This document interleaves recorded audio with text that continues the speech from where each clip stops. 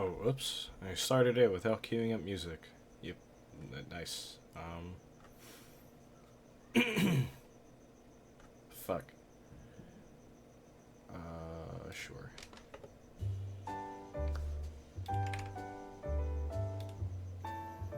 That'll work.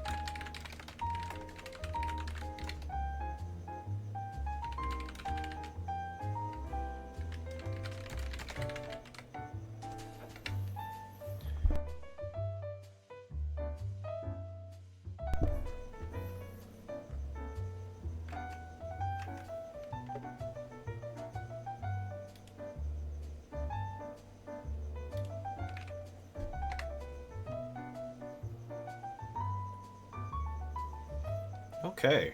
Well, hello everyone. It's your boy. It's me. It's Corn. Hold on. I'm gonna grab. Come here, you. We got games to look at. Heck yeah, we do. I have I have feelings and emotions about this week's games. Yeah, me too. It was a real roller coaster.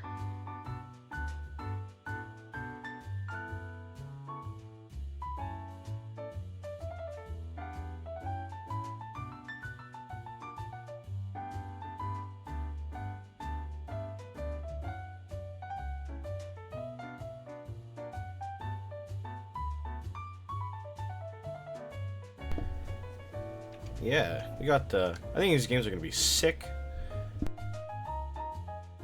And you know what? Thoughts and feelings will be expressed. Where do we want to start? Do we want to start off at the top? Start of the week. I'm gonna switch to this screen. I'll let you decide that. You know, we're gonna flip a coin. Do I have a coin on my desk? I feel like I don't. You're gonna flip an ultramarine.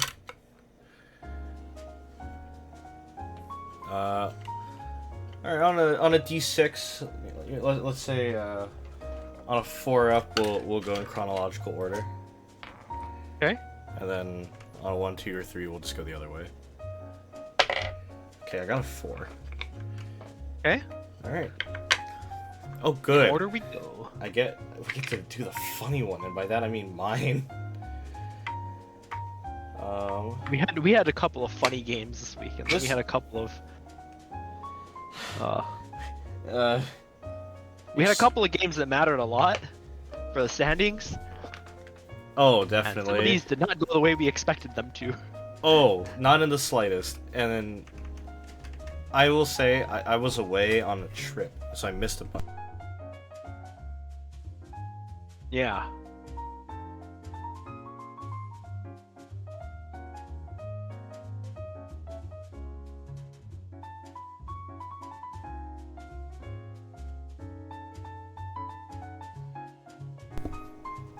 Alright, hold on just a second. I gotta go fix a thing. We'll just let this jazz music play. Hold on.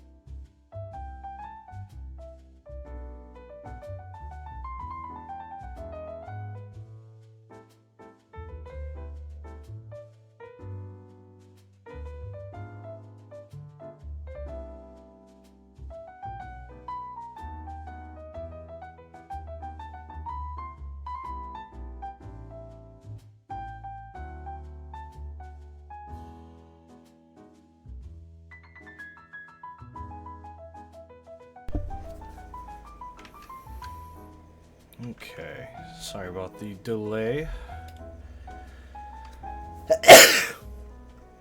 Gaming.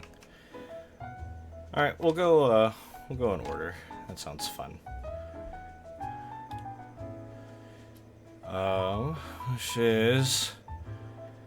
Oh, right, that's me. Heh. Yeah, I think you're first, right? If we go in order. Yeah. So this one was fun, and by fun I mean stupid.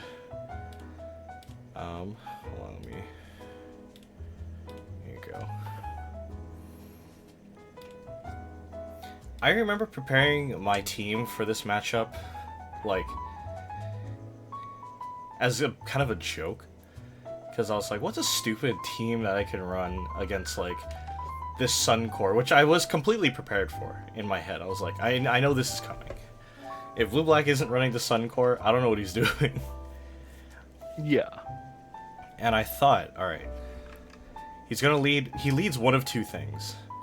It's either Glimmora, and he tries to set up like 2 or 3 layers of hazards, or it's Torkoal, and he goes for Sun into like Stealth Rock. And I'm like, okay, Oh. how do I beat both leads in a single mon that, like, is very risk-free and incredibly funny? So I was like, okay, Gliscor kind of does that. Like, because it's just Gliscor. He's so good. He's the GOAT. But then I was like, wait. Trapinch. With Arena Trap, he can't leave. And ideally what happens is I trap in, like, Torkoal. Like, let's say he leads Torkoal. I lead Trapinch. I trap it. He can't go anywhere. Unless he's, like, red card or something stupid. Yeah, or eject button or something, right? Right. So, but my thought was, okay, this week he kind of needs the consistent Sun, because I have a lot of, in my team roster, I have a lot of just big beaters, and so a bunch of them are just really bulky. Like, I can make them just fat. Like, Gliscor, fat. Cram Right. with investment, fat. Pecharunt, fat. So he's probably need the Heat Rock to extend his Sun durations, because he's not going to get a lot of switch-in opportunities. So, Trapinch is perfect. Additionally, if he goes for Glim, I guarantee Oko with an Earthquake because it's quad weak, and then he gets like 1 layer of hazards, that's it. Yeah, good deal. And there he is, look at my 2-pointer little baby. There he is, my little man. This game, I think it's so funny to me that Blue Black is running like, you know, his like 5 or 6, I think his 5 most expensive things, and I think collectively my half of the screen totals to like 40. Yeah, this is like the bottom third of your draft plus Like, Pecharunt and Gliscor. yeah, so I think between these two it's like 30. With the Dunsparce it's like Dunsparce 40. And I think with the other 3, I'm rocking like a crispy 9 additional points. Yeah. So you've got like a nice little 49-point team. Oh, and versus this is like 100. Like, Yeah, just under that sweet $50. You know, we're versus yeah. We're impoverished times, to be sure. So, I'll walking you guys through my half of the game, because I'm here. That's me. Trapinch serves one purpose, and it's to trap his 2 main leads. Pecharunt, I believe... It's been like a long time since I played this game. Pecharunt was spec'd particularly to be just like obnoxiously bulky. And I actually have the team builder here. So it is a Keyberry Pecha, because I thought with investment to Spadef, I don't have to worry too much. And if he brought something like Ceruledge, Pecharunt is so fucking fat naturally that I could proc Keyberry and just never die the rest of the game. Yeah. And even into things like Iron Hands, if I switched in on like a random Ice Punch going into Gliscor, Pecharunt can get off the Keyberry, get tanky, and then I can just go for Million Chain Hexes all the way out. Yep. Cramorant, I ran the Covert Cloak. I ended up, at the end of the game, I thought, okay, I probably could have just gotten away with something else. Because I think the original thought was this beats Glim and like Mortal Spin stuff, but Glim was gonna die to Trampage anyway. So the Covert Cloak maybe could have been a different item, but this is my favorite. Surf Amnesia Roost Defog Cram. This basically just hard walls Walking Wake. After a boost, it just never dies, and then I can Roost and Surf kind of back and forth to get off my Gulp Missile procs and kind of heal back up. And I can, but in the theory was I could also weave in Amnesias to get like just bulkier. But we'll move on to Dunsparce with the Violet, and I ran Rattled on this one because with Terra Fairy, or rather, I didn't even need to Terra, but with Rattled, and if he ran Ting Lu, I could switch this in front of a Ruination, get a Rattled boost, and then potentially outspeed, min speed, like random crap. It didn't work because obviously you didn't take Ting Lu, but I ran Calm Mind Roost and Terra Fairy Terra Blast, which actually chunks a bunch of his stuff, which is really funny. Yeah, Fairy's pretty good against that team. Oh, for sure. And after like Terra Fairy, I can just stare at Iron Hands because I'm max defense. So, you know, would have worked. This Dunsparce is really fun, and by really fun, I mean it's very bog standard. It's a Para Phaser variant, and that's something I haven't run pretty much all season, but I thought it'd be funny. With Dragon Tail, I can just hit most of his stuff. He has no fairies, so I can phase pretty much his entire team for free. And if things weren't getting poisoned from Pecharunt, I can run Body Slam Paralysis, and with Coil, I can bolster my physical defense to kind of compensate against some like his physical attackers, thinking like Iron Hands and the potential like Cerulege or Ting Lu. Again, didn't take him, but I had to prep for it.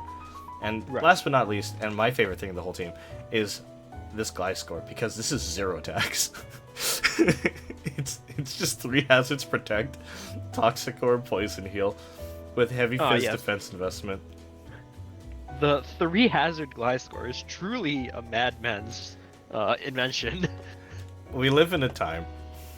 Top text. This is Draft League. Anything's possible. Truly anything is possible. And honestly, I love this build. It kind of goes crazy, and let's just watch that game. There you go. So we have the leads. It is Trapinch. It is in fact starting down the Glim. And I'm gonna hold on really quickly adjust the music. Because it's a little loud for me.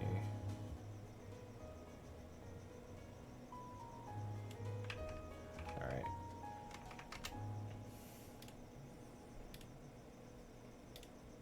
So I take the Power Gem on 1, but Earthquake brings us down to Sash, no surprise. Gets off his debris. And here's some spicy tech. Not this Endear, I don't know what this was. But I'm running Quick Attack on this Trapinch.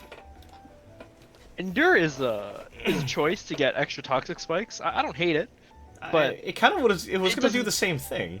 Yeah, it doesn't really help you in this situation. And then he brings in the Torkoal willingly.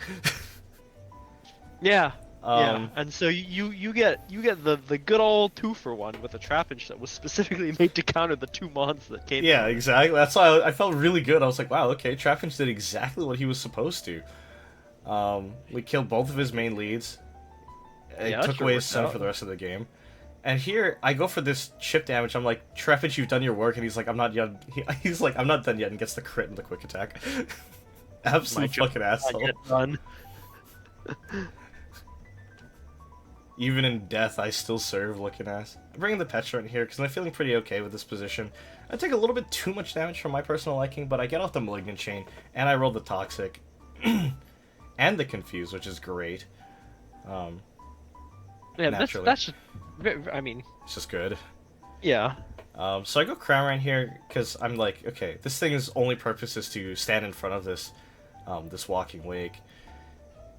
I believe he snacks out a Confusion there, which is like fine. And he goes for the flip turn, I guess to just reposition, but at this point it's just kind of awkward. I go for the Amnesia. I could have gone for Roost there, I think, to just heal up a little bit more safely. But he goes for a Victory Dance here, which does scare the shit out of me. But I defog away the hazards, which I really need because he can no longer set hazards the rest of the game. I feel really good about that. And he goes for the Solar Blade here. He picks up the Cramorant, which I'm like, okay, well, I misplayed that slightly, I think. But I feel, for the most part, okay with it. In comes my normal Dunsparce. He goes for the Terra Fairy. He goes for another Victory Dance, which to me felt a little greedy. But I go for a Calm Mind, which potentially is also greedy. Yeah, that's very greedy. But the triple Axle does next and only does like 36%. Yeah, why does this do no damage? I'm fat. He goes for the Axe Kick, which is resisted because I'm now Terra Fairy, and I just pick up the 2-shot with the Terra Fairy Terra Blast after a +1, which felt so nice. So he's only got this injured Walking Wake, and he goes with the Drain Punch from his Iron Hands into Dunsparce, but I just roosted back up. I don't give a shit. Oh, absolutely not. Goes for the Slide here. I think he flinched here. Yeah, okay, he does. Very annoying, but it's okay. I'm feeling very good about my position for the rest of this game. Bellibolt comes in, I assume just to try and maybe stall a little bit, but he has this cool tech actually. I really like this. He goes for an Acid Spray there, which caught me off guard. He goes getting rid of my Spadef boost, and I think, okay, well now I have to try to start chipping this down. And he, I hit him with a Terra Blast, does about 20%, and he actually just gonna click Acid Spray a whole mess of times. And I forgot for a second, how crippling that is. So I go for the Gliscor switch in here, and I'm like, okay, felt really good. He went for the Parabolic Charge on that turn. I get my Poison Heal up, and this is where the fun begins. I just click Hazards. He goes for the Chilling Water here, and I'm like, oh Jesus, okay, 30%. That was kind of a lot. But I'm still a Gliscor. I still have Poison Heal. I'm healing 13% every tick. And I can guarantee 2 ticks worth of recovery, one on the turn I'm hit and one on a protect turn. So I'm like, I don't feel too bad about this. I'm just gonna keep laying down the hazards. Yeah, you can just get them all up here. Like if he doesn't switch out here and he needs doesn't have something to threaten. He needs to do something here. I thought he would have gone for the Walking Wake switch. And I think he goes for Para here. I think trying to fish that I go for a switch, but I have no reason to in front of this thing. Yeah, there's no reason for you to switch out here. And now he sees that you have 3 hazards, so you're like super committed to staying in here. Yeah, exactly. There's literally no reason for me to ever switch out the rest of this game. Like, I could realistically just have left this in forever, just like sacked it. What kind of confused me for a bit was he wasn't going for the Acid Spray spam, and now he's starting to click Acid Spray. I think he realized, he was like, wait, Spray is better because the damage it's a damage ramp. So, like, there he gets it. Goes for the, cuts my Spadef in half. I don't remember if I give him a turn, but I give him the hazard. And see, boom, the Chilling Water does like now 60. the Chilling Water's... Now that's damage that's gonna stick. So, I'm like, okay, maybe I can install a little bit more recovery, because I think Gliscor has a bit more use in this game. I get the free turn there because he goes for the Para, but I go for the switch now into the Dunsparce. And with the Dragon Tail, like, okay, he reduced my attack, who gives a shit? I'm faster, but it doesn't matter because I forgot negative priority. But we just go for the phase here, and we whack it straight into, I believe, hands? And we just watch this thing take, 31%. And Toxic. And now I'm like, okay, I'm really liking my position. I live that hit way cleaner than I thought I would. And I just go for the phase right back into the Bellibolt, which felt great. Takes so much chip, and gets the Toxic status. And I'm like, okay, we're pretty golden here. I just roost in front of this thing. I'm not afraid, really, in the slightest. He goes to the Para, does a decent chunk, actually, and gets a good amount of recovery. I could have switched into Gliscor there. And I do, eventually, because I suspect he was going to go for another Para for the recovery. So we'll just take that away. And really, that's sort of it. I think he just goes for the Para as a desperation, hoping that I switch. I don't need to. So yeah, there's no need for you to change. And Iron Hands comes back out, takes, another 30%. I fished for the double protect there because I'm like, whatever. And then this happened, and I felt bad. This- Oh, yeah, yeah. living on 2% in front of that, what I assume is probably a max attack Iron Hands or something, with a quad weak Ice Punch, felt criminal. That felt disgusting. I love Yeah, this that, thing. that was just very disrespectful. I love you, Gliscor. Never change. And here, I'm like, alright, I'll go into my Terra Fairy Dunsparce. If he goes for, like, the D punch, I don't care. I'm Fairy, I'm resisting it. And, like, he goes for it, he clicks it, like, twice. You know, he clicks it there, and I just roost, I don't care. And then this dies Yeah, to poison. And then this will die just on entry, stepping on rocks and spikes. Yep. That's how that works. So, I think the real feedback really we could give is to Blue Black and his performance. Learn what Trapinch does. I think that really was the killer. You know, losing Glim early, okay, kind of sucks, but like, who cares? Like, the hazards would have been nice, I think, into my team. Not really. They would have been okay. I think hazards are good into your team. I mean, it just depends on if you can get rid of the defogger soon enough, right? Yeah. I think, I mean, that's the arms race we have to like he and I would have had to play is like, can I kill Glim before he kills Cram? In that case, like, then one of our hazards will stick. And in this case, I killed his Glim, and I killed both of his spinners, and then all my hazards just stuck around. Right.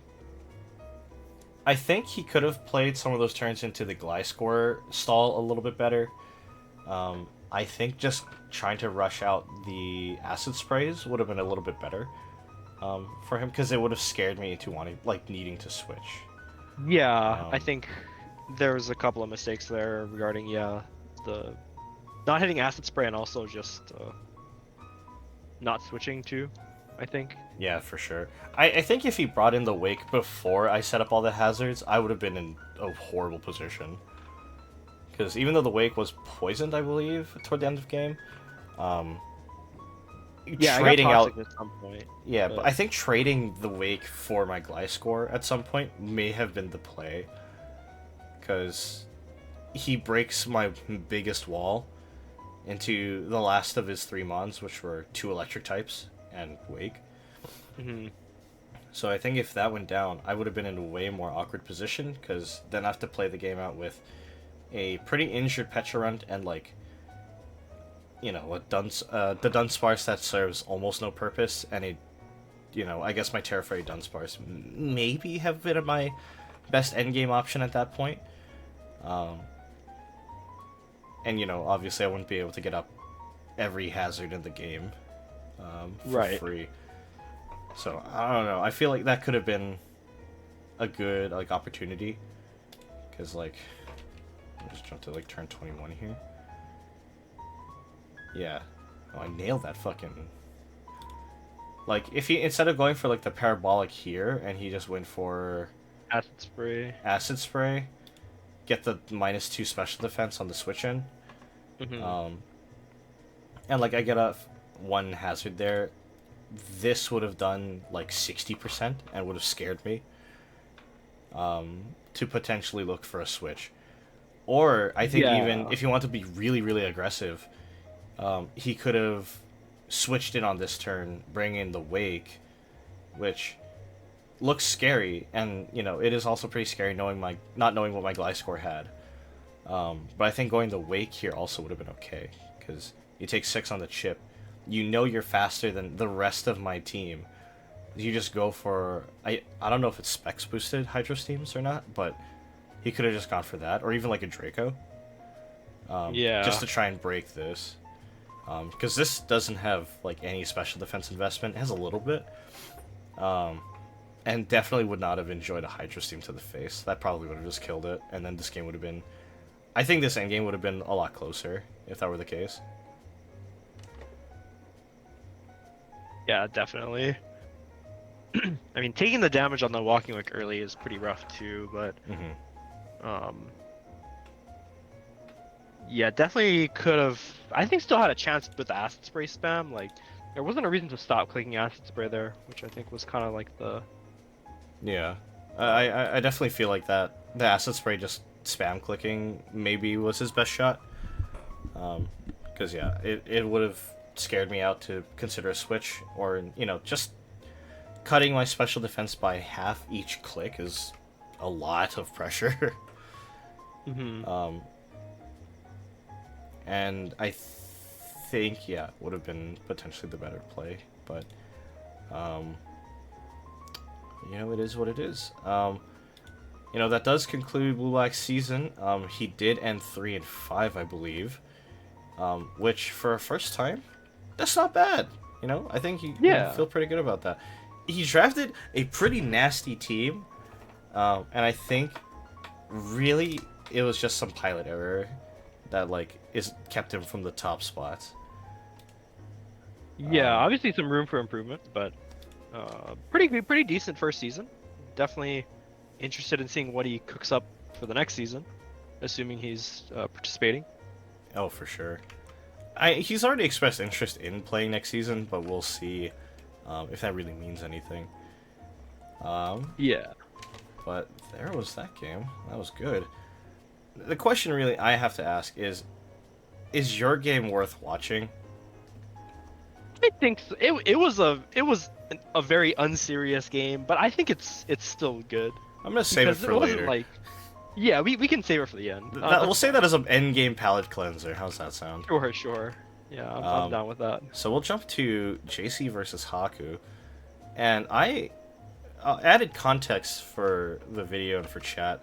I've been on vacation until about yesterday, and I know about this game because I watched it. Time difference wise, it was about 2 a.m. or so in Chicago, and I watched this game and I was like, I wish I didn't.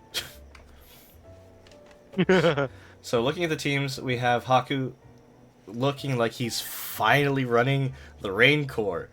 It looks Yeah, like it. It smells like it. This was the battle for fourth place, by the way. So a pretty important game as far as being able to avoid being chosen as one of the opponents of the top four. For sure. Yeah, I think as far as overall placings, this had no significance. But as far as deciding who ended up in the top four, this is the spice. But let's look at Haku's team. We see he's brought the Pelipper, Overquill, Landorus, Archaudon. This is the core I think everyone's been waiting for pretty much all season. And this At least us, right? I know Yeah. you and I for sure have been telling him Definitely. like over and over. Yeah, Play it. I know Mox as well has been like, man, you have a nasty Rain Core, run it. And Haku's like, but what if I don't? And I'm just like, okay, whatever. Yeah. But it's looking like he's bringing that Rain Core this week. It's looking spicy. And then he's brought his Porygon too, which I think has served him very well actually this season. Yeah. It's been a good, consistent Pokemon. Absolutely. Putting in the work, just being an overall obnoxious thing to deal with.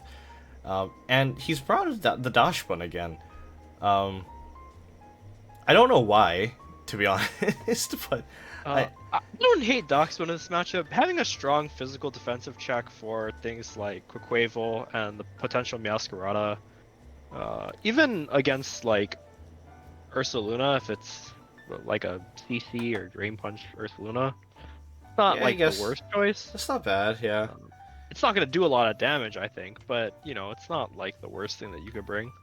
Sure, yeah, I think that's fair. My thought was like, when I looked at their teams, I was like, this is not a Dachshund week because there's just not a lot of benefit, I think, to get out of it. But I guess maybe it's just a good physical wall potentially. Yeah, I Um, think it's like a decent defensive check to rely on, assuming that's how it's built. Right. But every time we assume a standard-looking build for Haku, he hits us with a weird wild card, and half the time, Yeah, true. I have to ask why. But Yeah, let's true. let's get into this one. Or well, let's look at JC's team real quick. Actually, my brain fucking flew out the window. This is just angry. This is just beat sticks. Yeah, this is the most like bulky offense team you can get. It's just four huge dudes that hit you like a truck, a Yeah. duck which also hits you like a truck, and Meloetta, which is pretty strong in its own right. She sings you like a truck, I think. Yeah, yeah. She's the radio playing in the truck. Yeah. Like there's so much offensive pressure with this pool, and it's very scary. And into this team, I think it actually looks incredible.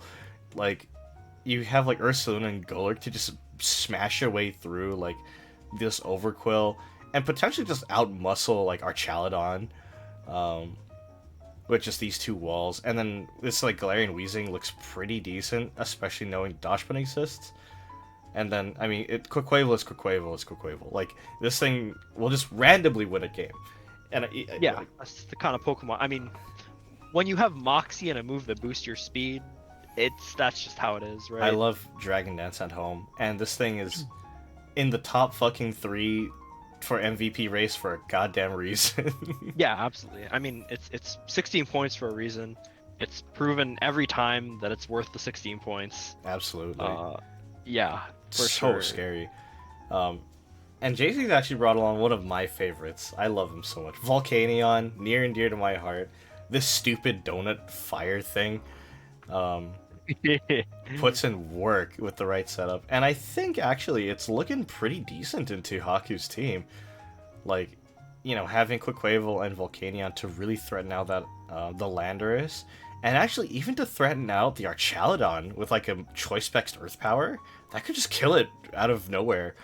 Assuming it's not Spadef invested with like in a Sulfest or something. Mm-hmm. It's very good into pretty much the entire Rancor plus more, right?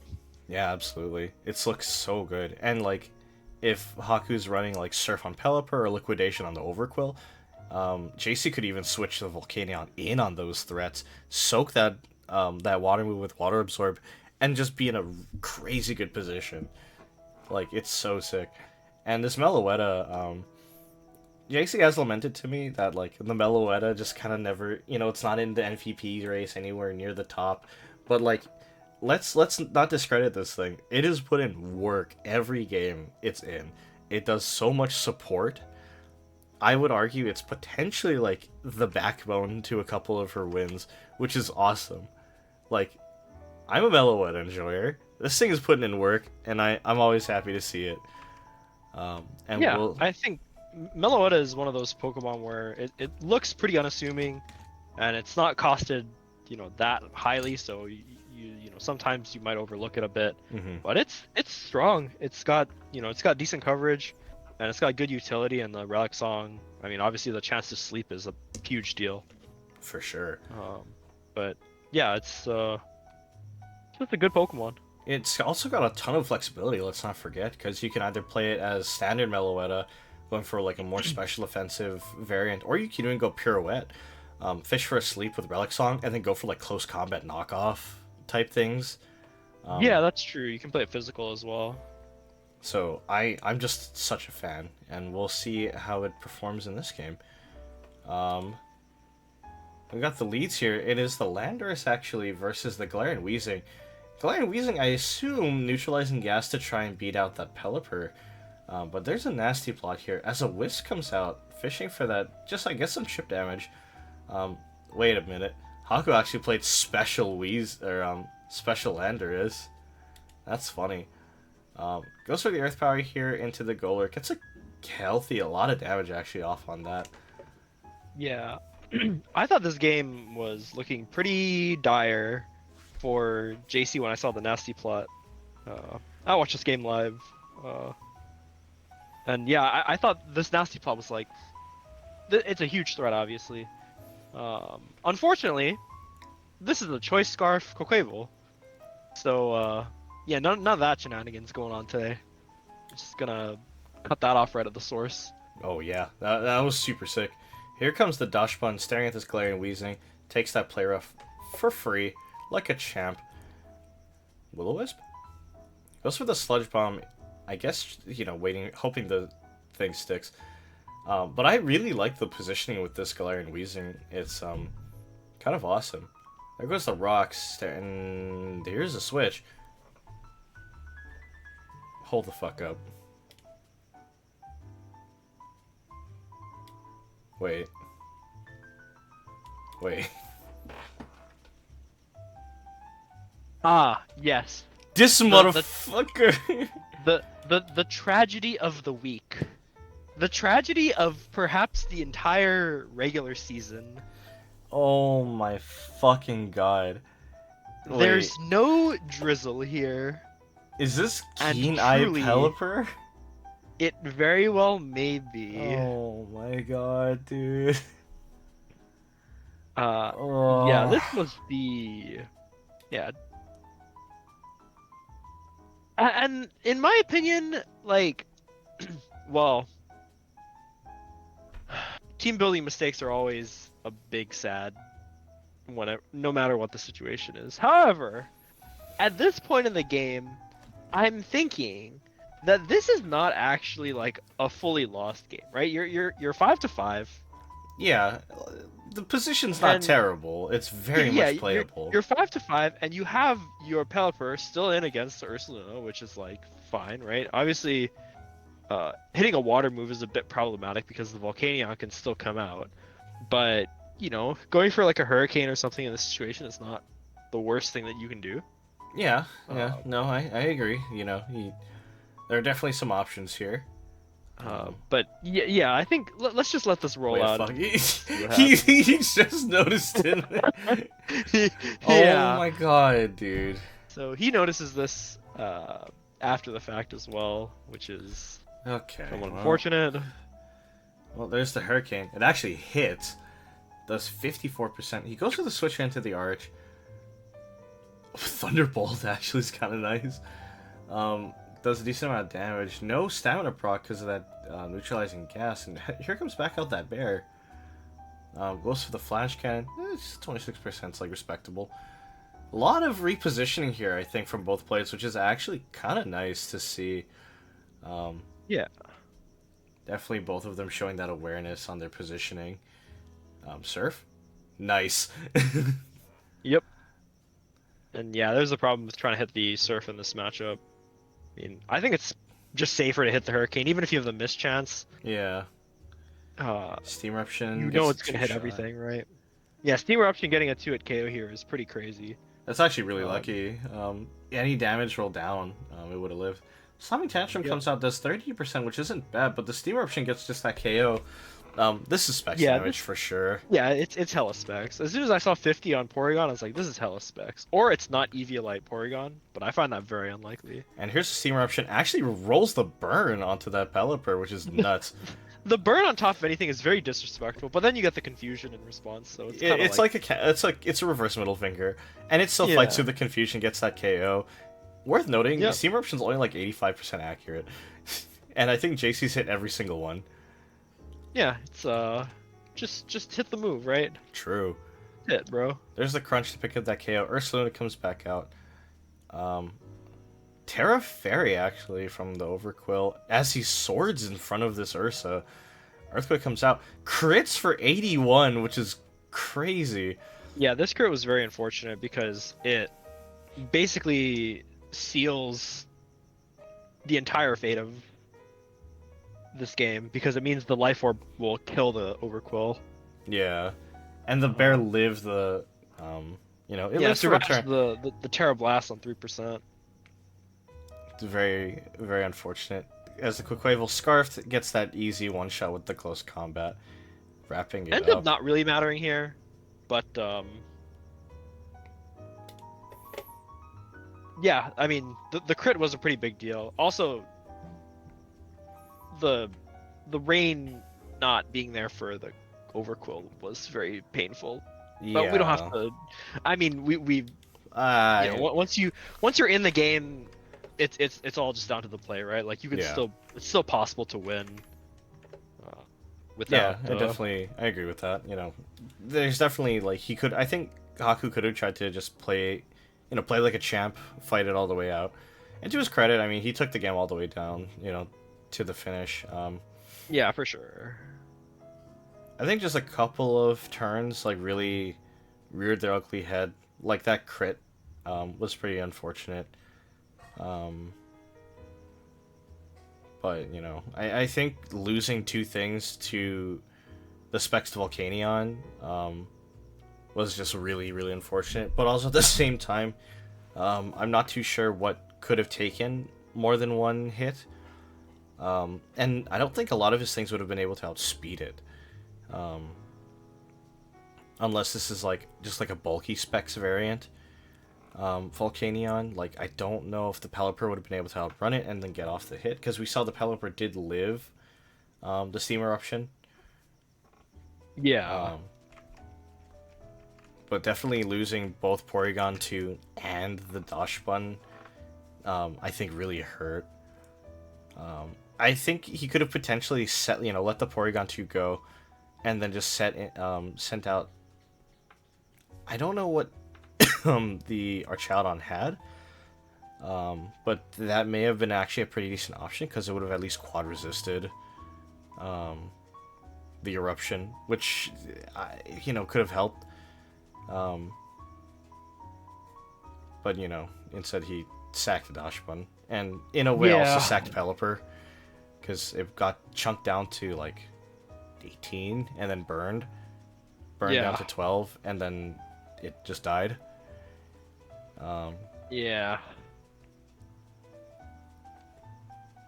But I guess beside the next time check your abilities. That's all I got. Yeah, not the first time that's happened in this league. Probably won't be the last time something like this happens. Well, given that we only have playoffs left, I'd be a little upset if we have this happen in the playoffs. Oh, fair, yeah. I mean, probably we'll see it next season. This is very much a mistake that you see, that if you do it once and you never do it again for the rest of your life. And I hope Haku remembers this for the rest of his fucking life. Always check for Drizzle. Drizzle. Yeah. I didn't even see the Meloetta come out this game. God damn. Yeah, sometimes I feel like this has been the story of JC, is like there's always a Pokemon that we're like pretty excited to see in the game, and then it just doesn't come out because she'll just win, Yeah, that's been the case with Meowscarada for like 3 or 4 weeks in a row. Yeah, we had 3 weeks of that with Meowscarada, which is very funny to me. Oh yeah, given that we were all talking about like Meowscarada is like super scary, and it is. It's a very threatening mon, but it hasn't done anything this league. Yeah, it just shows up. He's like a cheerleader. Yeah, basically. All right, let's move on to our next game here. We have Jace of Spades versus Big Honey, and this one was an interesting game because to me the significance really was that this was a game of our 2 last placers in the first half of the season. Yeah. Both Jace and Big Honey have had a pretty rough road, on the path to the championship, and I think both players in the second half of the season definitely, put on the gloves, really started to show some great improvement. I haven't really been able to talk to Jace a whole lot about his team building, but I think he's found his style, and his team does look good. His draft as a whole I thought was actually pretty decent. But I know for Big Honey, he's really, he's taking his time now with his play. He's thought out his team building a lot. And I think he's just explored tech choices and, really cool builds and stuff like that. And I think this is going to be a week where we see that. I mean, he's bringing the Girafarig, which I think is dumb, but, I'm more than happy to be proven wrong here. But as for the rest of his team, it's a lot of just his favorite things. He's brought a Muck and Clodsire again, both such good, walls for him, and this Dusclops. This is like a really good core here of just bulky dudes with like either an Eviolite or like a defensive move like Curse or Amnesia or something. Yeah, very nice defensive core. And he's brought along Donphan, which looks incredible actually into this team. It hits, the Galarian Slowking, and it hits Tinkaton really hard. And of course Latios as just the big sweeper at the top. Yeah. And as for Jace, this is sort of just the team he's been running a lot of this season. You know, his core really to me has always been Dragonite, Paldean Tauros, and like either Rotom Heat or Tinkaton. In this game, he's brought both. And he's also brought along his Slowking, his Galarian Slowking. And for once without the Cetitan, I guess just using this as kind of an offensive piece. And then he's brought along Corviknight, I guess just to just be, you know, a bulky... It's a Corviknight. It's just better Skarmory. Yeah, it's a side grade to Skarmory in my opinion. They both still lose the Magnezone. It's okay. Yeah, I mean, more balanced defenses in exchange for hazard pressure, and 30. Yeah. Right.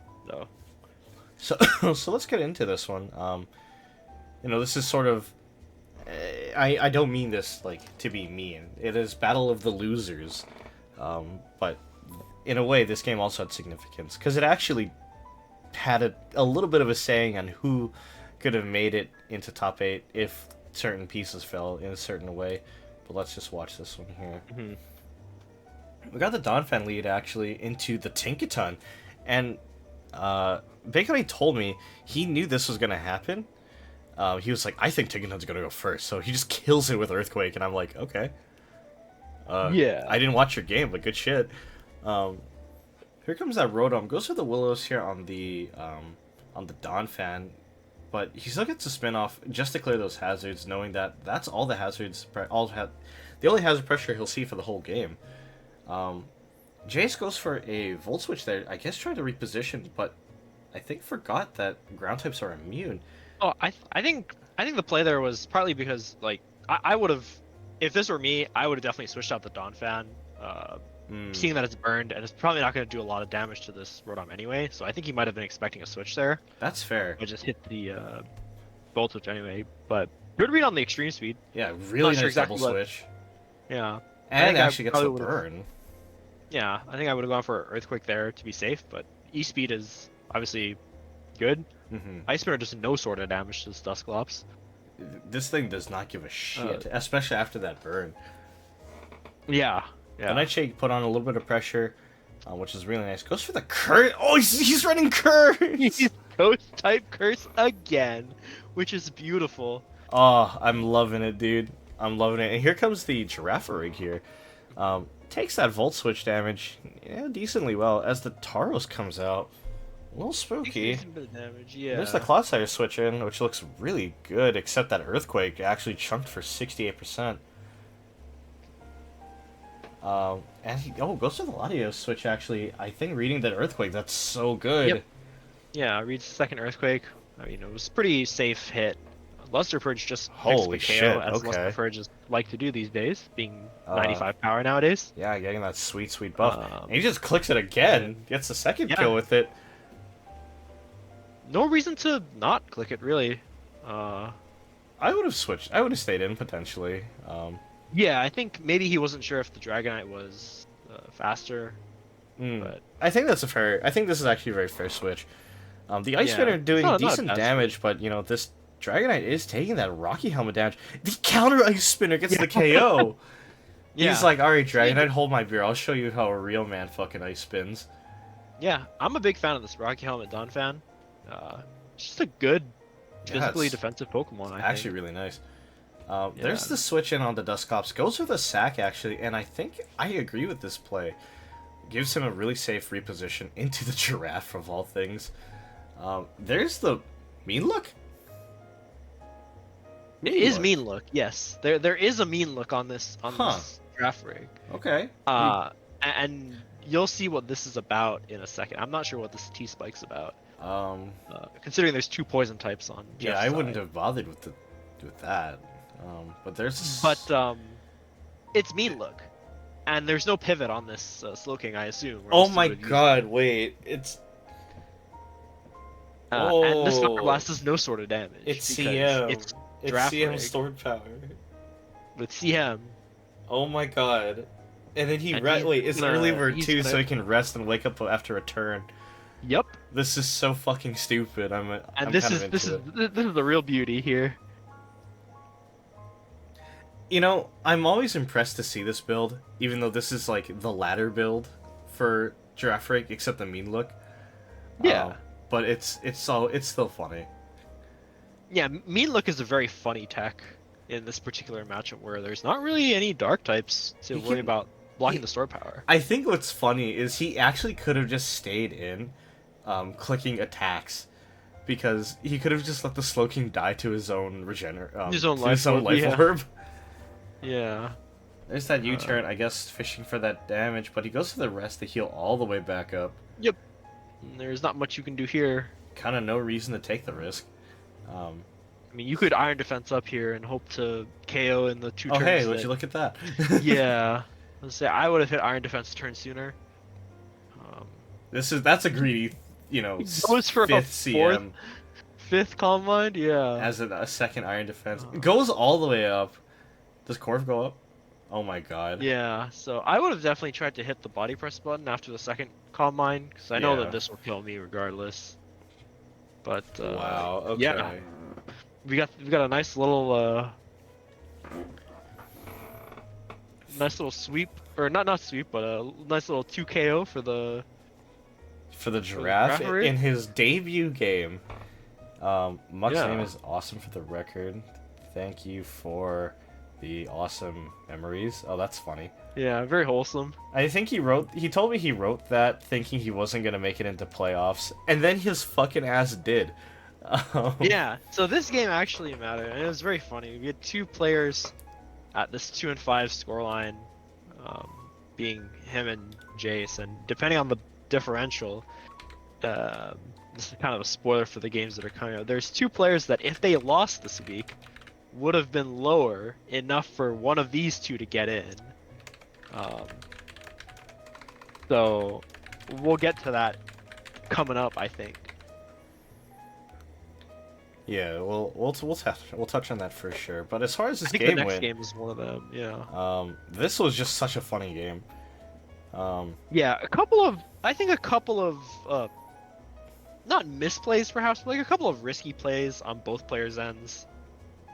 Maybe I think on Jace's side, maybe reading a little bit too hard on like the volt switching, and then on Jeff's end, like switching the Claude into the Tauros, maybe not the most advisable switch. Yeah, that was kind of a gamble. I think he was maybe fishing for either a bulk up turn water- or like the water.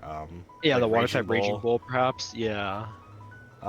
Both of which I think are reasonable, but at the same time, to me, it's like there's sort of no reason to go for that risk because going for the Yeah. Latios switch just straight away, I think, is also better. But that's okay. He still came Overall, out on top. Yeah. Good showing. Pretty good overall. I think what I liked especially about this game was just, Jeff's willingness to just go for some, I would say, fairly aggressive switches. It's sort of a double-edged sword in that, if the switch is bad, he just dies, but also, he forced some good positioning with, like, a couple of important double switches. Yeah. So definitely, I do see his improvement there. And I do like his, his assessment of, like, going for these pretty aggressive, positioning moves. And hopefully we see him next season. I would like both of these guys to come back. Yeah, for sure. Their games are always fun to commentate. But let's keep it rolling. We got a few more games to go. We're not quite halfway there, but we're getting there. Well, here's a game that doesn't matter. And it is Cat Bomb versus Kick. As far as placing in the top, this game didn't fucking matter. Kick was guaranteed his spot in top 8, and Cat Bomb is like first or second seed anyway. So Yeah, he's guaranteed top 2. Cat Bomb is basically fighting to be first here because if he loses, he would have had a lower differential. True. But yeah, basically fighting for first. Yeah. So game that basically has zero impact on overall placings. But we'll go through it because it's fun. For Kick's team, we're seeing that Snow Core of his with Baxcalibur Slowking. He's kind of waffled between running these together or not. Um, but it is cool to see that he's actually going to bring it to this Yeah. game. And he's actually bringing both the Magnezone and the Sandy Shocks, which I think is kind of cool.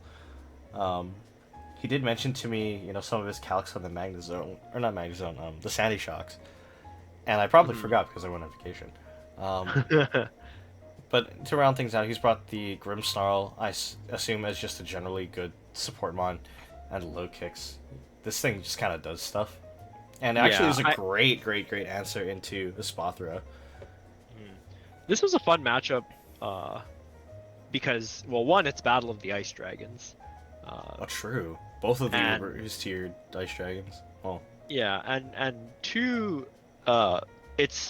they both have snow setters, right? So they can both kind of take advantage of the other's weather if they choose to bring the Ice Dragons. So yeah, it's a very interesting matchup. A little bit of insider info since I did help prep this team. The Magnezone is pretty much a hard counter to Kingambit, and also does decently against a lot of the other things on this team. Okay. It is Magnet Pull, or Gambit specifically. Okay. That's funny. I like that actually. I like that tech. It's good. Yeah, it's Magnet Pull with maximum defense, so it will actually survive a +2 Kowtow cleave. That's incredible. Which is kind of insane. Yeah. It's like good. It's like a 98.8% max roll or something. Wow. Okay, so which I can is just take funny. one really comfortably. Yeah. Enough speed to outspeed, obviously, but yeah, it'll one-hit KO back with body press.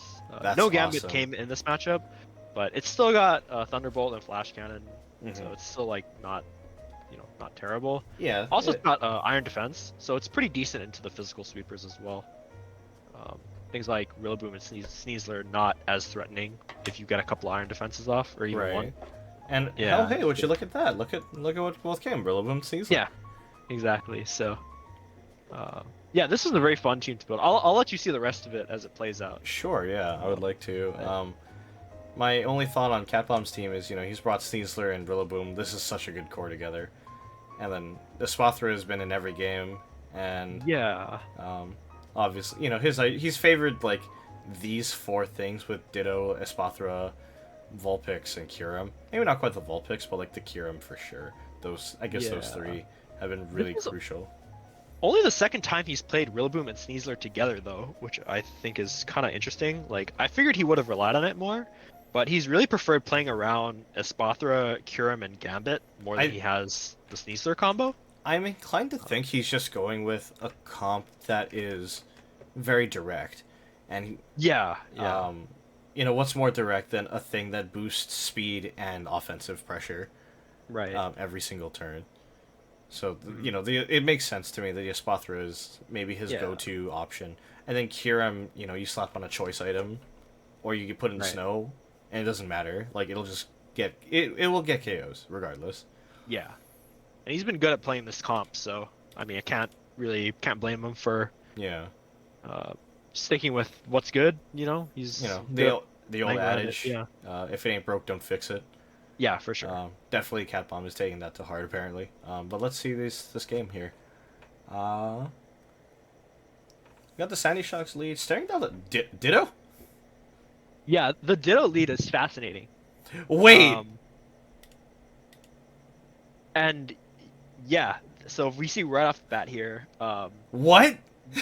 This is Scarfed?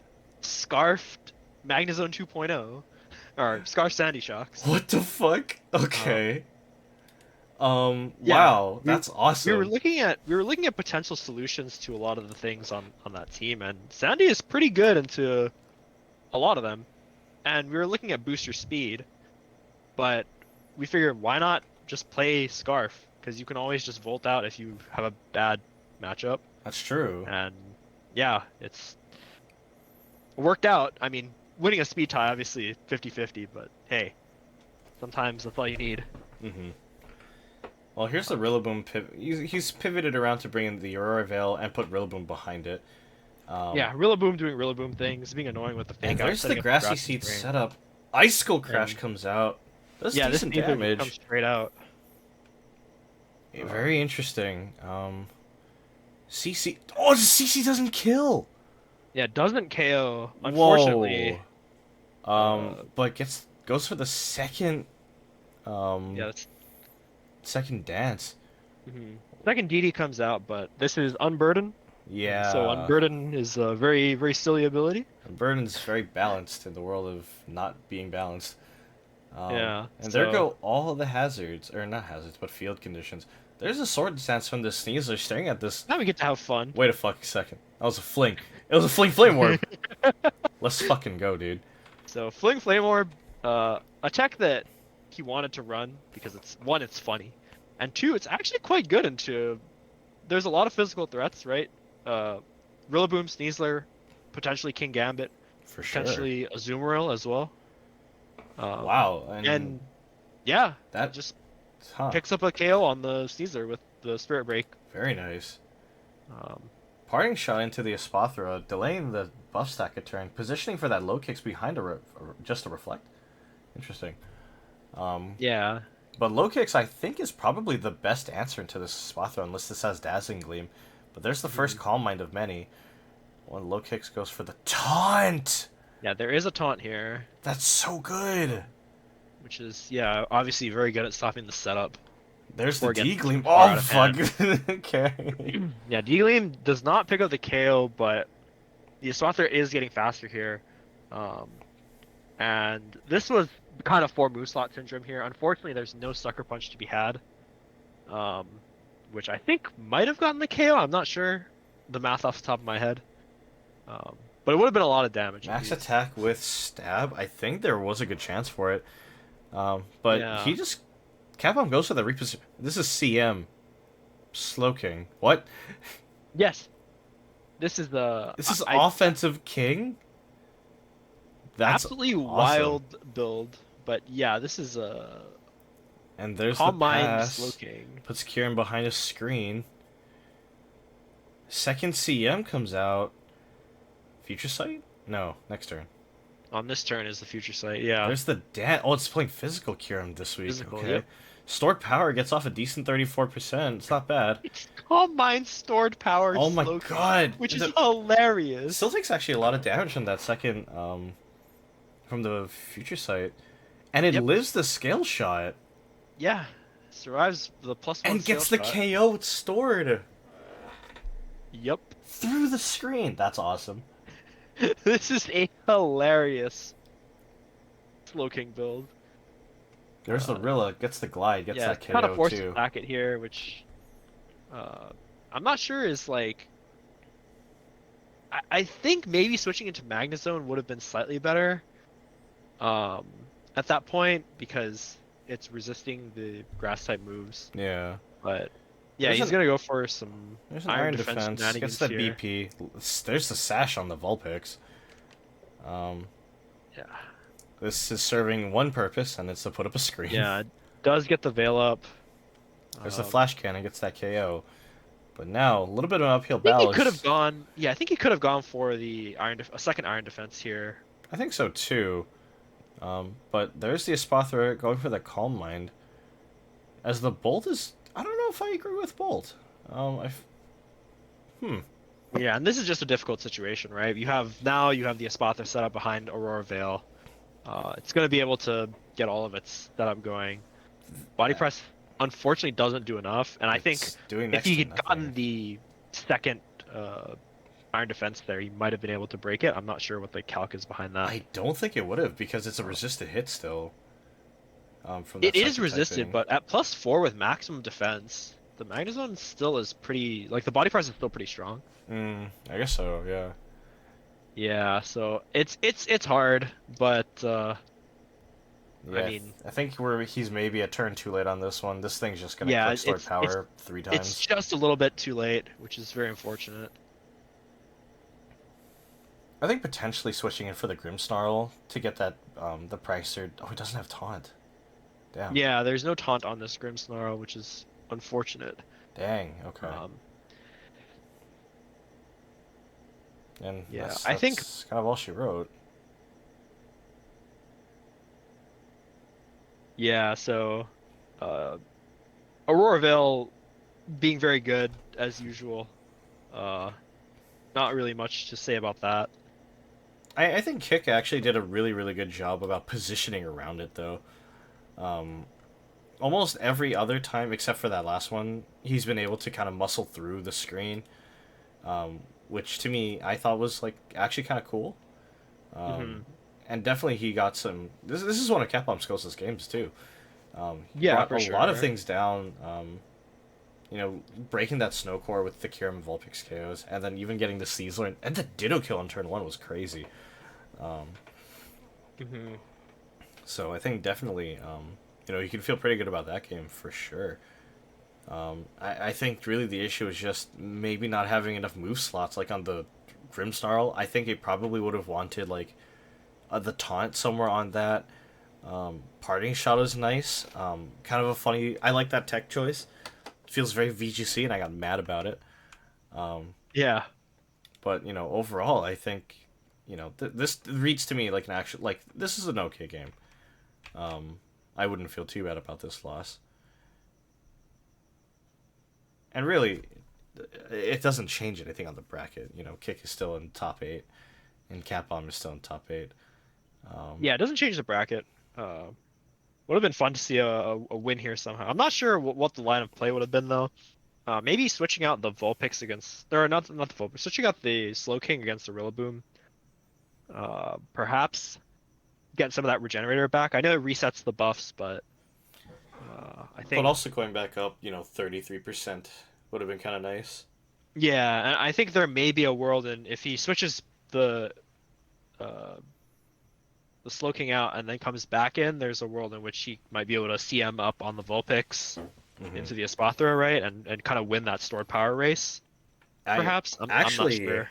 yeah, no, I think I agree with that because that's really that's an out that I don't think a lot of people have explored. Is that with the Slow King, in this, especially in this case where you have a bulky special defensive mon with a Calm Mind, it could potentially try to keep pace with the Espathra. Yes, it's getting the extra boost from its speed, but also this is a resisted hit into the Slow King.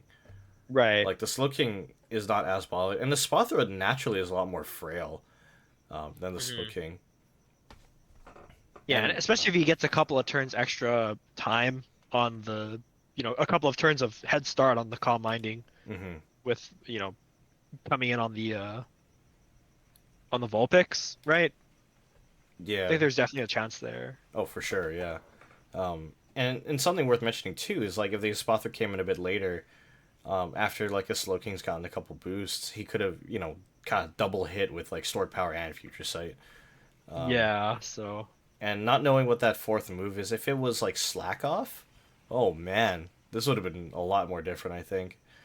Um, yeah, so I'm not sure what the out there is. Like obviously playing against Espathra is a pretty difficult situation if you don't have like a strong, strong dark type alive to deal with it. mhm. But uh definitely a close game. I think a couple of plays could have been different, but overall good showing from Yeah, both players. it was good. And we got a couple. Who's next? I don't know who's next. Oh, okay. Well, we got 3 games left, and 2 of which were incredibly important for the bracket. And here's the first one. This is Jash versus Siege, and this matters because looking at the bracket prior to week 8, there was a world where Nook makes it in top 8, and a world where Siege makes it into top 8. I believe Siege needed to win by at least +4 to make it, but it's definitely possible, right? Yeah. Let me. The music ended. I didn't even notice. I'm gonna cue more Ah, music. Um, well, let's look at the teams real quick. For Siege's team, he's bringing a lot of the same things. He's really favored this sort of like mixed, like bulky. This sort of balanced. I think is a good way to put it. This balanced offense team. Cinderace for his hazard control. Deoxys D, I think, has really come around to. It's like one of his new favorite things. The Dragapult has been in every game, I think, of his. Um, yeah. New addition with the Regirock, new-ish, but it's I think a good wall option. Especially actually looks pretty decent into Jash's draft as a whole because it's got a lot more physical defense as opposed to Registeel. Um, and he's rounded things out with the Thwackey and Feraligatr. Thwackey, I think, making its debut game here, and looking pretty good. A choice banded Woodhammer can potentially get a random KO on a couple of these Pretty much grassroots. anything on this team, Yeah. to be honest. Oh yeah. And then Feraligatr, after a dance, can also kill pretty much anything on this team. Granted, it's allowed to outspeed it. And for Jash, I don't really have a lot to say. This is kind of his sand core with Hippowdon, Excadrill, and Houndstone. I don't super understand why he ran both this week, but we'll find out in a moment. He's brought along the Iron Boulder, and he's still, bringing Deoxys speed. I think also just about every game. So we have, in a way, we have the Deoxys mirror match. Yeah. And then lastly, the Thundurus Therian, being one of the only things in his team that flies. Yep. So really interesting teams here, and I don't think there's a lot else to say. We'll just get right into it. I have a bit more insight on Josh's team that I can provide after the game. Sure. But, yeah. Well, Let's here's just a get into it. Gator lead into Deoxys. Nasty plot. Yeah, we have a very awkward starter of Nasty Plot versus Dragon Dance. And there's a Psycho Boost that misses. The more awkward start of missing Psycho Boost. And getting brought down to Sash just right off the cuff. Psycho Boost actually hits this time, gets that KO. Okay, no surprise, it's +2. Wow, that's crazy. And here comes the other Deoxys. Shadow Ball connects, does only about 31%. This is a very bulky Deoxys D as he goes for Cosmic Power. I'm loving that so much. Go for a second one, do it right now. Yeah, buddy, let's go. Goes for the Sword Power, does only about 27%, not that much, but there's the trick here. Handing over that Choice Band? Yeah, tricks on the Choice Band. That's not bad, actually. Yeah, and the Poltergeist does a decent amount of damage. And there's the Sword Power again. Poltergeist does not get the KO here, brings it to 1. And then the Houndstone goes down. Yeah, I'm not sure what that switch out was about here. I guess Shadow Sneak is actually would have KO'd there. I think I probably would have still sacked it. Yeah, I would have let it go, but alright. Well, there's the Boulder. Sucker fails to connect. Swords comes out. Don't sucker again. Okay, there's the high jump kick, actually. It's not bad. That does a ton of damage. Lot. And there's the sucker for the KO. Yeah, so Iron Boulder just gets taken out here. Okay, well, they both lost 2 major setup mons for effectively free. Here comes the Hippowdon. Thwackey. Here come the thwack. There's the Stealth Rocks. Oh, A little bit Lord. of chip, heals back up with the terrain. Do you stay? No, you switch. Show me the Good choice-banded switch. Woodhammer. Boom. Jesus Christ. 50%. I'm not even sure that's choice band. I think that's actually just regular Woodhammer damage, to be honest. There's a Sludge Bomb. Curls the crit. Who cares? Yeah, that crit did not matter at all. That's still really funny. That's so much damage. Here comes the Cinderace back out, showing the heavy duty boots actually on it, as Hippowdon comes back in. There's the core change, passing those rocks right back over. Not sure that I agree with this core change timing. I would have liked to wait until this Hippowdon was perhaps dealt with, because he can kind of just click Stealth Rocks again. Like, he doesn't mind having mirror rocks on both sides, I think. Yeah. I definitely I agree understand with that. why the court change came out, but yeah. And there's the Regirock switch. Takes 34% for his troubles, which isn't too bad. Showing leftovers at that... What the fuck? Oh, actually? That's kind of neat. Yeah, Terra fighting to lose the ground weakness is not the worst thing here. That's not bad. But yeah, again, putting the Stealth Rock right back up doesn't Yeah. really matter too much here. Goes for the Whirlwind? There's Whirlwind, yeah. Whoa, okay. Gets She's, the KO on the forced in Deoxys. Yeah, Deoxys already at 1%. Cinderace comes back out. It goes for the double switch into Drag. as there's a switch into Thunderous on top of the rocks, down to 4. Okay. There's a Dark Pulse. Yeah. Outspeeding as a sub fails, actually, for the Dragon Yeah, Pulse. the substitute play, I think, is the real killer here. Not just going for the KO on the 4%, I think was the biggest mistake in this game. I think I would have just tried to push for offense here, because knowing Mhm. Dragapult, you kind of can. Yeah, for sure. There's a bunch of things that are just really injured. Hippowdon does come back out here. Yeah, Sucker Punch does pick up that, but There's a switch into Regirock, which is like still okay. You know, not being weak to the Earthquake is really nice here. And he's just gonna get Iron Defense up again, I guess. But there's the Whirlwind the second time. yeah, you can't really set up on this, so you just have to kind of attack. And at this point, I full would've- Fizz Def Hippowdon, there's not much to really. I mean, That damage isn't Yeah. bad, but oh man, I think a bit too little too late. You know, not being able to have like Feraligatr or Thwackey deal with the Hippowdon is really unfortunate. And that's sort of, I think, all she wrote, really, right? yeah, I guess can't whirlwind out the Regirock now that it's the last Pokemon, but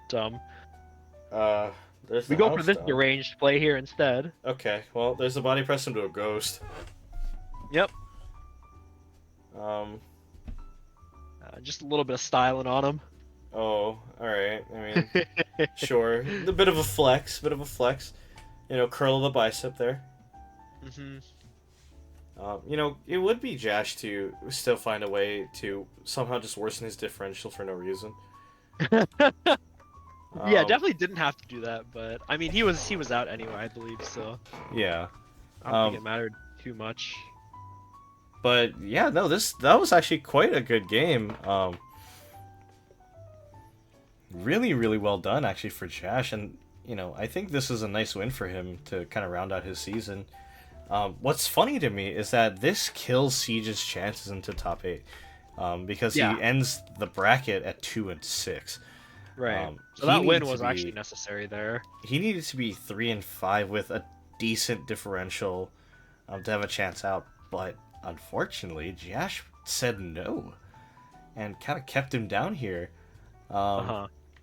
As far as the game, I think there were definitely a couple of critical turns here, like that Dragapult not going for an offensive move. Yeah, not attacking and trying to hit the substitute was definitely a bit on the greedy side. Yeah, for sure. It kind of hurt to see the Feraligatr go so early, knowing that it's such a critical piece to deal with, like Hippowdon, Excadrill, and Boulder. But at the same time, I'm like, I don't know what really else I would have led with. Like, potentially the Deoxys D into Deoxys Speed? Like... Yeah, there's not really a good lead there. And this is one of the things that makes Deoxys Speed so threatening as a lead, because when it comes out as the first Pokemon, it could just be anything, right? It can be screens, it could be hazards, or it could be like what we saw here, Nasty Plot, right? Right. And either way, if you're not in a position to get rid of it in like the first turn or two, you just end up at like a pretty big disadvantage. Because if it's hazards and you let the hazards go, well, now you've got hazards on your side. If it's screens, well, we've seen what screens can do. And if it's Nasty Plot, well, you just lose something for free, basically, right? So the hard lead. Yeah, I'm not really sure what I would have put out there, but yeah. Yeah, I'm still trying to think what I would have done, and I don't think I had a good answer. Yeah, there's not really like a good answer to. Maybe just run Registeel.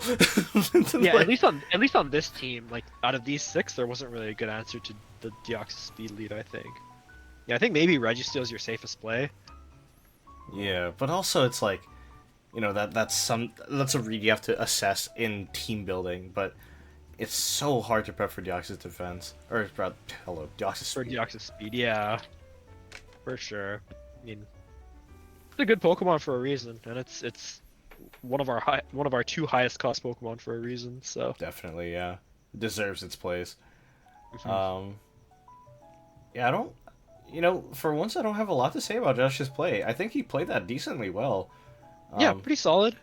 I guess the only thing would be like losing the Iron Boulder kind of early felt a little weird to me, but otherwise, Yeah, I like, think kind of lost the Iron Boulder to the Sucker Punch for free, but I mean, not much you can really do about that. I think you have to trade something for that at some yeah, point, right? yeah, for sure. So I mean, Cinderace is one of Siege's best things. It's like that and the Dragapult are such cornerstones. definitely. So, trading in a way, kind of going one for one into each other is like, okay, that's kind of understandable. I get it. Yeah.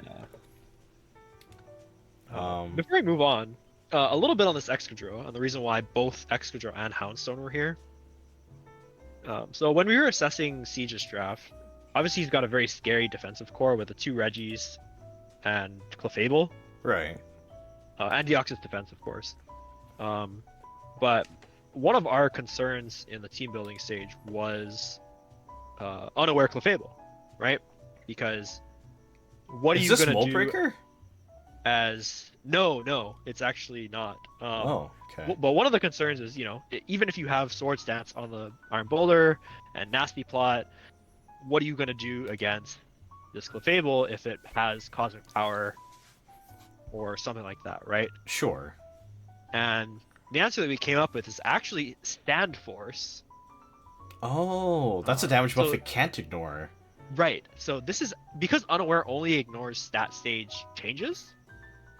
This is actually Sand Force, Life Orb, Excadrill.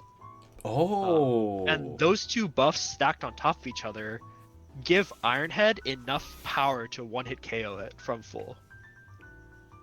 Wow. Okay, that's Yeah. kind of sick. And then of course, you have your Ironhead or your Earthquake and your Rock Slide as the secondary stab and coverage. Mm-hmm. Sword Stance just in the back in case you are dealing with the Regis and they have Iron Defense up, because although you can almost one-hit KO with just Life Orb, Sand Force, Raw, Mm-hmm. if they have the defense buffs up already, it's sometimes better, maybe you just go for the SD. Or if there's a case where you come in at the same time, right? Mm-hmm. It's better to hit the Sword Stance. Also, it's a good bluff. Most people will expect the Sand Rush, right? Yeah, that's think what that's I was thinking what- it would be. Like, I think that's generally what you would expect out of the Excadrill, but so it's kind of you get that mind game from the potential for Sand Rush, but you get the straight up power from the Sand Force Life Orb combo that you need to break through the potential Clefable there. That's Yeah. really cool, actually. And I mean, this is also just not mono-purpose. Like, with Sand Force and Life Orb, you can muscle through like a number of other things on this team. Yeah, pretty much any of the slow defensive mons, it'll work its way through. Wow. Okay, really cool Yeah. innovation, actually. Not what I would have Yeah, expected. I'm a bit sad we didn't get to show it off, but yeah, it was there for that purpose. Sure, yeah. Yeah. Would have been nice to see, but you know what? We take the W. That was really well done. Another one of those cases where we get excited for something that's built and then it doesn't come out. Yeah. Unfortunately, but a win's a win. Happy for Josh. He's able to pick up another one. Yeah, close out his season on a positive note. Yeah. And speaking of positive notes, here's one that isn't positive. This is, I think, Nook versus Lemons. Yes. Um, The other match that mattered for the top 8 placing. yeah, we're closing out our stream with the 2 games that made the most difference in the bracket. Yeah, and this is a win where it matters very little for Lemons. I think maybe this is just a morale booster if he wins. And for Nook, this determines if he makes it into top 8.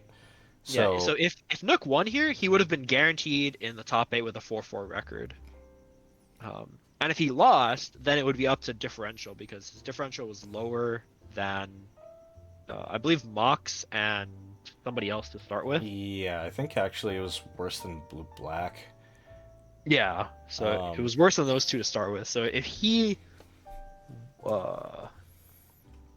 if he won here, he would have made it in comfortably. Yeah. But let's take a look at this game. Yeah, here. well, let's go into this. I don't want to talk about the teams because, to me, it's been the same shit for both players. Yeah. For Nook, this is literally almost an exact rip of his last team, except he's subbed out the Jolteon for the Decidueye Hisui, which I think is an okay choice. Anticipating hazards from Lemons is smart because this Yeah. Garchomp exists. Yeah. And as far as Lemons goes, this is sort of just the same team he's run almost every week. He is bringing the Garchomp this time around, which is nice. I don't have a whole lot else to say. It's like the same shit we've seen almost every week. Neither of the River Spirits this week. That's true. but- He's only got 2 Goat Week things. And lucky for him, there's only 1 Dark type. Unfortunately, this Dark type also has ice coverage. which Tragically. Yeah, it kind of deals with both the Garchomp and the Lottie. beats- And then also Yeah. Sinistcha. But you know what? Let's just get into it. Sure. We'll see this one. There's a Swampert lead staring down the Garchomp. Kind of an odd position, but I think it's okay. Lemons goes for the aggressive Sword Stance here, as it Ice Punches gets the KO. Yeah, okay, whatever. Yeah. ST straight off the rip, not respecting the potential ice coverage at all. I will say, Nook actually finally listened to me and is going Ice Punch instead of Ice Beam. Yeah, Thank and God. that's a very offensive Swampert ice punch too. I don't think a uninvested Swampert can KO even at ×4. Yeah, would have needed a little bit of investment. Just because Swampert's base numbers are just not that good into more modern power creep. Yeah, and this was all kind of a questionable play. I'm bringing in the Latios against the Yeah, Swampert, knowing the Ice Punch exists. knowing that there's an ice punch there. Yeah, is pretty risky. But yeah, lives takes- that Ice Punch, at 32. But still, taking 70% for that is not really ideal, I would say. Yeah, not the best, but there's the Energy Ball, hoping to, I guess, pick up the KO on the Swampert, but the floor just takes that hit comfortably. And here comes the Iron Shreds, gets the Cork Drive for speed. Yep, booster speed Iron Treads, Floor pretty standard. Yeah, floor just going for the Calm Mind to set up. Goes for the switch? Okay. Yeah, I think switching out here is fine. I mean, if it's Iron Head, ooh, that crit, I don't think that crit actually mattered, but Yeah, I guess Not if it was idiot, reading you the know. Iron Head, that's fine, but EQ just gets that KO. Here comes the And Gouging Fire, yeah. which, So Jesus. Earthquake, yeah, this is still gonna do a lot of damage here. There's a And dance this for is the where fire. it becomes very sad, because Dragon Dance Gouging Fire is still slower than Iron Treads with booster speed. Yeah, because this thing is rocking, like, almost 500 speed. 342 base versus 309. No matter how you slice it, you're not going to be faster with the Yeah, with the 1.5. 1.5. And there's yeah, the... so- Oh, God, don't tell me. Don't click Earthquake yet. What the fuck is this double switch? Wait, I'm this not made sure no what this double's difference. about. Yeah, If it was not sure Iron what Head, this both of double them is die about. anyway. Hello? yeah. Well, there's a press. It's body press, Okay, alright. which guaranteed kills Weavile regardless of its HP. Well, there's the Decidueye. There's the Ice Spinner. Oh, it does 50%. That's Spinner actually does a a lot. lot, but doesn't KO. What the fuck? Yeah, Okay. unfortunately, this Decidueye, very defensive utility build and not doesn't have a good move to hit this. Does this Iron not have Smith with. triple arrows? No, it's defog roost U-turn Oh my as the last fuck. 3 moves. Yeah. Oh, bruh. Well, Yeah. Lennon's got the ×4 Fizz Def and goes for the easiest body press of his life. Yeah. And here comes the Florges. No steel type move for the Shreds, but it doesn't matter. Earthquake gets, almost 50%. Moonblast came out, didn't do like anything. Even that resisted body press dealt 44. Piss off. There's the Yeah. crit, doesn't actually Moonblast kill it. Unfortunately, doesn't pick up the KO. And then there it is. That's just it. This thing got 6 kills. Yeah, that's a nice little Iron Tread 6-0. And yeah, I see Lemons in the chat. He's like, this game prevented him from being dead last. And you know Yeah. what? Fair. I mean, this was a good win for you, for sure. I feel like I don't have a lot to say. Because this is a game where, like, Nook just lost to one thing. Yeah, I mean, there's not really a whole lot of commentary you can give about the 6-0 like 6-0 sweeps like this. It's very unusual to see it coming from Iron Treads of all Pokemon. Yeah.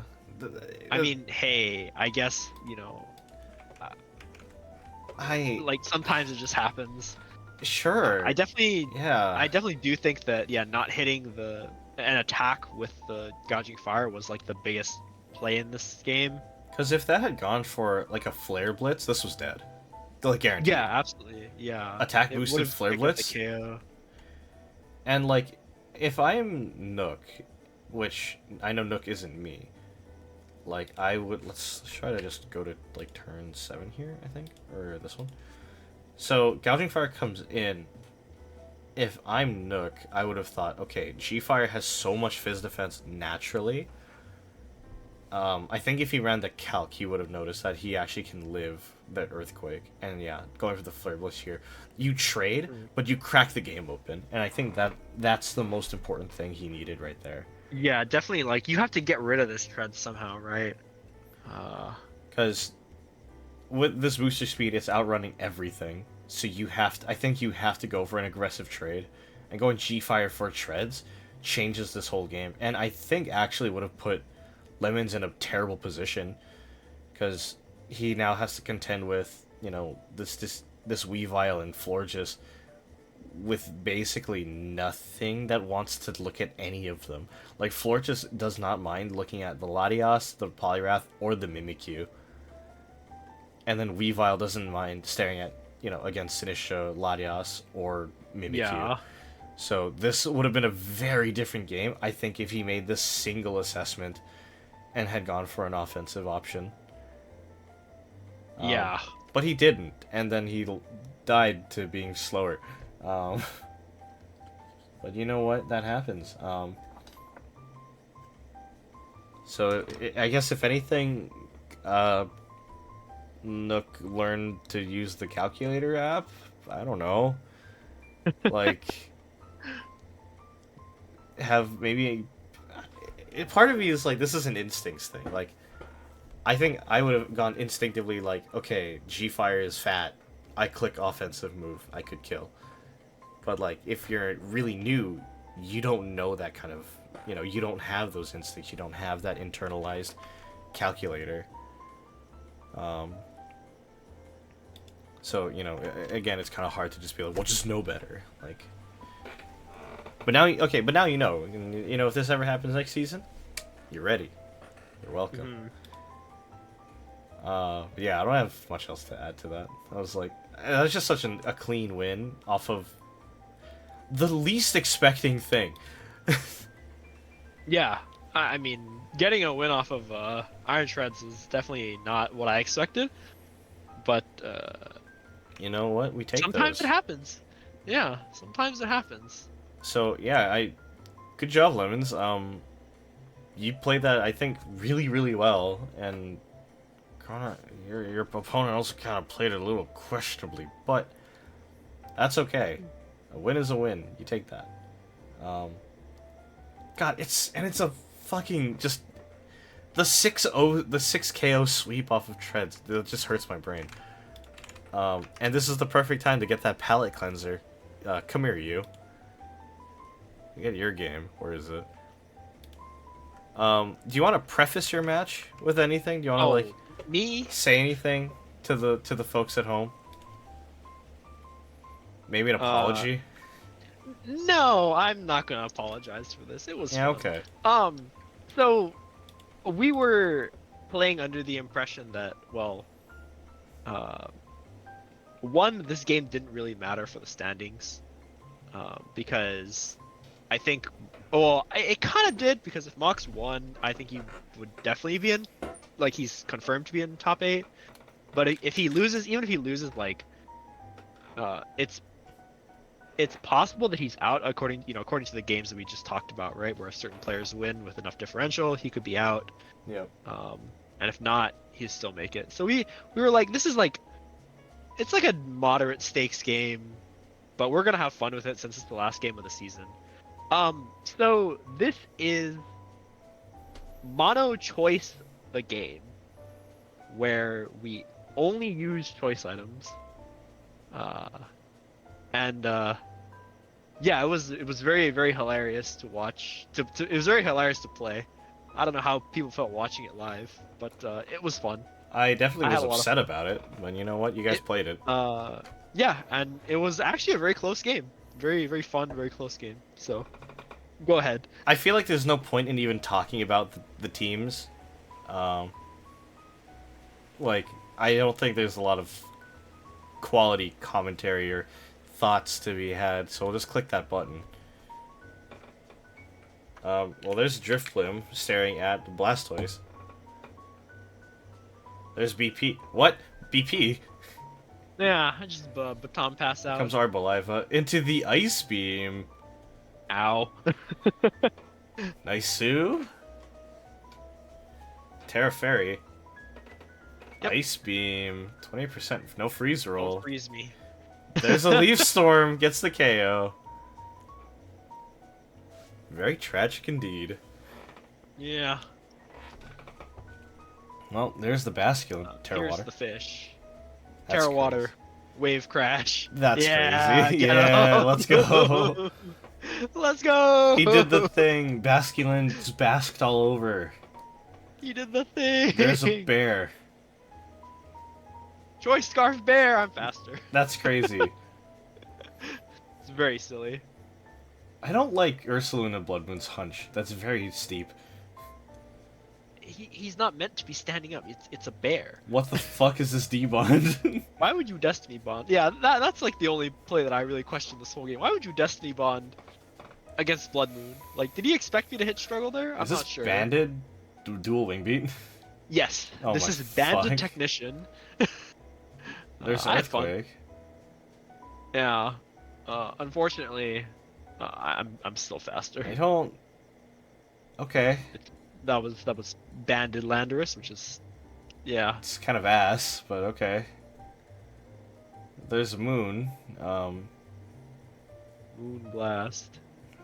There's switching to gold. I got trolled. Absolute scam. That's Look, so funny. I tried to do the funny, and You got tried to me. style, but you got yeah. What is this scarfed fucking tailwind drift flip? Don't worry about it. I'm sad that I didn't die there. I actually expected to die. Dying would have given you the cleanest switch of your life. Yeah. Okay, well there's a position into Iron. This is Focus Punch. Yes. This is Banded Focus Punch. I don't know if this is Band or Scarf. I think this was. Stop Destiny bonding, you fuck.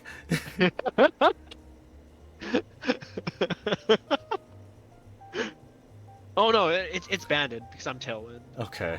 Yeah, that's what it is. Well, there's the repositioned bird to bird. Bird up Thunderbolt. Para. Nice. Birdle combat. Yeah, Parrot? I got parried here. No, you get your U-turn off. Yeah. Oh yeah, I don't get full parried, but you got the 10% off. Go for Iron Val. I'm still faster.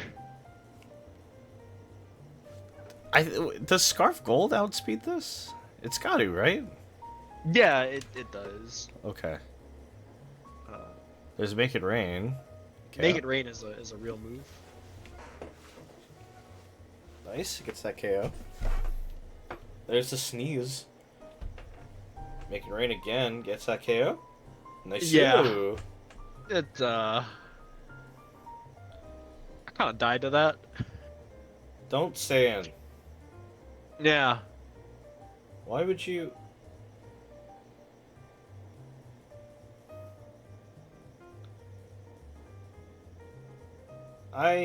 Okay.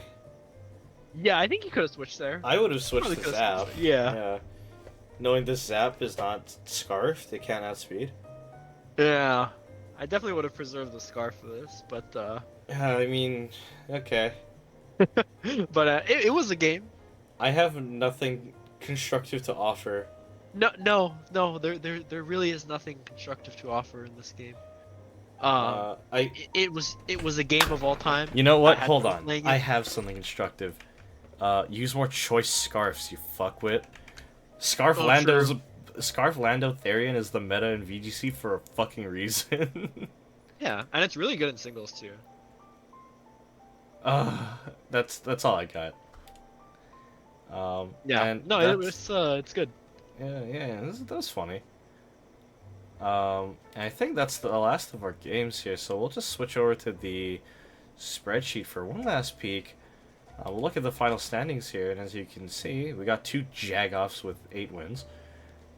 We have my favorite thing is that we have no one with 0 wins, no shutouts in this league.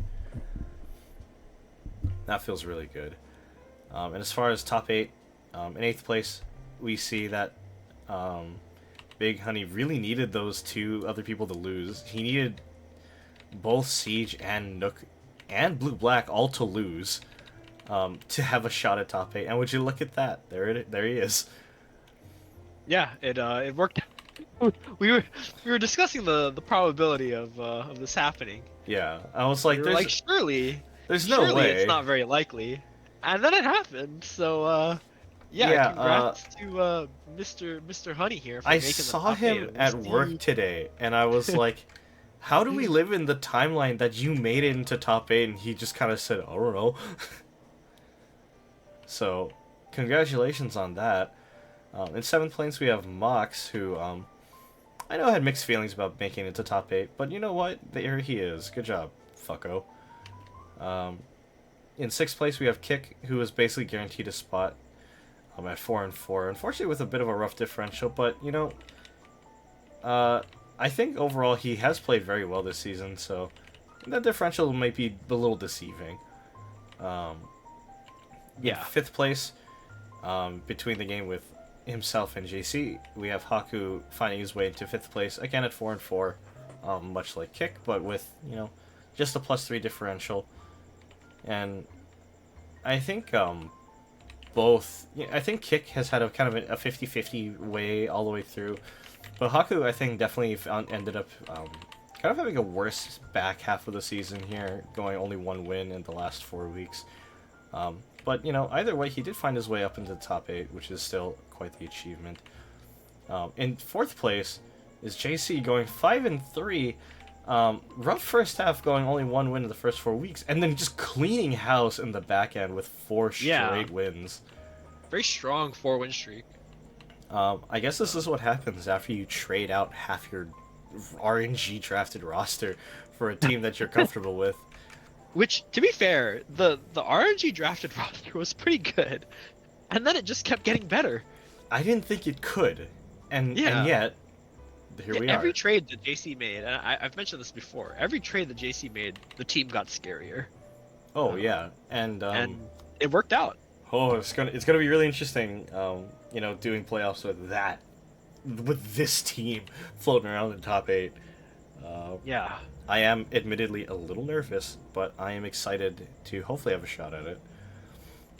Hey, there's me. I'm 6 and 2. Kind of even.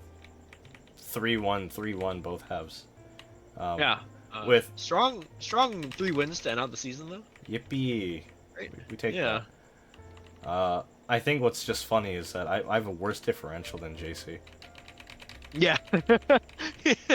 Like +9. I think all of my wins have been close. Yeah, I don't think you have a win that's better than like a 4-0, right? And most of your wins are like 3 or 2, right? Yeah, nothing. I've had no like washout victories, but JC's had like 2. Fucking A. Yeah. And partially due to the duck. Stupid fucking duck. I have nothing in top 10 in the MVP race, by the way. Oh, really? I'm just gonna throw that out there. Yeah, I have nothing in top 10. Oh, you still made it here. Sometimes we don't need it. I don't have... Okay, I have nothing in the top 10, but I have multiple things... In the top 20. In the top 20, and multiple things just in the leaderboards with a kill. Yeah. I put Kricketune above Latios. Does everything you drafted have at least 1 KO? Yeah. I think so, right? Yeah. I guarantee even Kricketune has 1. Kricketune and Enamorus are 1 and 3. I know both the snakes have at least 1 each, right? Yep. The Dunsparce is like 1 and 2, and then Dunsparce is like 3 and 3. Yeah, yeah. And then even Okay. Trapinch is 2-2, which is so fucking funny. Yeah, after this week's game, get pick up the 2 KOs. My funny little guy. Yeah, Um, that was great. and Absolutely beautiful. in top 1 and 2 and 1, we have you and Capcom. There you go. Look at these guys. Fall, damn it, fall. Fuck you. But you know what? That's what playoffs are for. And speaking of which, we can talk about our playoff matchups. Yeah. So we split up we took the top 8, and the first 4 seeds got to pick their opponents out of the bottom 4 seeds from top 8. So matchups went. Capcom picked Hakurai, because they're friends or something. Juventus picked Mox, which is again really funny. I guess a rematch of that stupid game. Yeah, we're gonna have a slightly less unserious game this time. I would hope it's not all choice scarves. No, we're gonna do not all choice items. Okay, good. There may still be a gimmick to this game. I'm not sure. Christ on a bike. All right.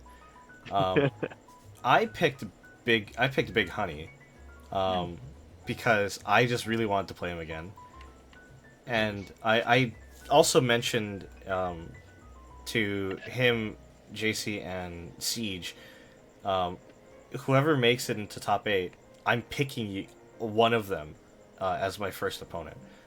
Right. I was hoping to play JC, but she won, so I was like, damn, Yeah. alright, I'll just see you in semis. Yep. So I am going to play Big Honey instead. And then lastly, JC is matched up against Kick, which in hilarious retrospect, every game in the first round of playoffs is a rematch. Yeah. So we get a lot of. Well, I'm excited to see the JC versus Kick matchup because this is a week 1 rematch. It's a week run rematch after both players made like 8, all 7 trades. A lot of changes, yeah, and also after both players have shown a lot of growth in their play throughout the season. So yeah, for sure. I'm very excited to see. It's gonna be a fun one. Yeah, how this turns out. I am beyond excited to see that matchup for sure. Yeah. Really looking forward to it. But yeah, I think that is just about it here. I see Lemons hype in the chat. Like how my team, the only 2 things that are even in top 50 were Iron Shreds and Muck, but Iron Shreds became top 5 off of just that last game. Did it? Yeah, it did. Holy shit. Turns Oh, out getting a 6-0 will do that to you. Yeah, okay. I'll do it. Let's just look at that actually real quick. So, I don't give a fuck about this Spathra. Who cares? Coquable, though, is 11-0. That's insane. Yeah, I mean, the duck did duck things at least 2 weeks in a row. It ducked around. Yeah. I think the A fact that lot. it hasn't died a single time is insane to me.